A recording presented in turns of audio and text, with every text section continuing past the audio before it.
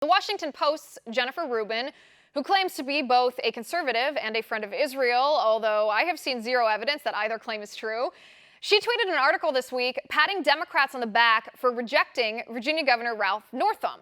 You know the one. He dressed in blackface next to a man in a KKK hood, and he advocated for killing babies after the babies were born alive. Rubin applauded Democrats for calling for Northam to resign. She tweeted, "In the Democratic Party, unlike the Republican Party, racism gets no sanctuary. The Democratic Party of 2019 simply will not abide by a white governor's racist play acting, even accounting for the passage of 35 years. Well, newsflash, Virginia Governor Ralph Northam, a Democrat who dressed in blackface next to a man in a KKK hood when he was in his late 20s and then didn't really apologize for it, he's still in office. Racism gets no sanctuary in the Democratic Party.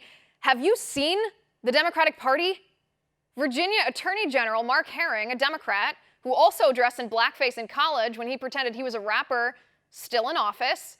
Democratic Congresswoman Rashida Tlaib, who wrote articles for Louis Farrakhan's Nation of Islam and had a post-it note on the world map in her congressional office over Israel, renamed Palestine, she's still in office.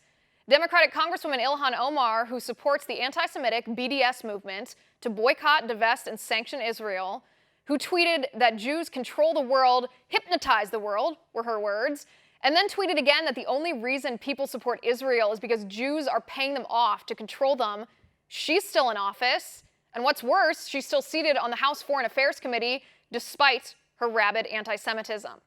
Keith Ellison, former Democratic congressman, DNC deputy chair, and now Attorney General of Minnesota, said Louis Farrakhan, who's called Jews evil and termites and said white men were the devil, Ellison said Farrakhan was a good role model for black youth. Ellison is still in office.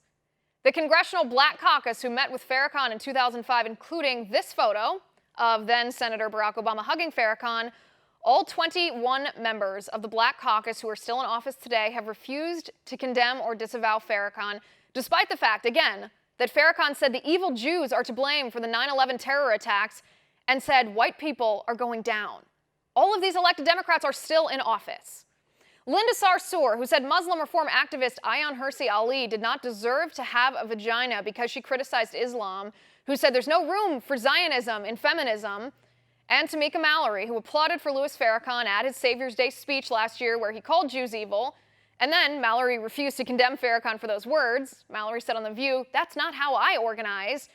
These two women are still leaders of the Women's March, whom the Democratic Party has widely embraced.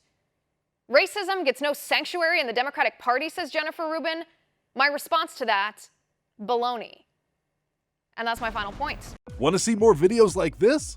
Click on the link below and subscribe to One America News on YouTube, and call your cable provider and kindly demand that One America News is added to your lineup. Call and subscribe today.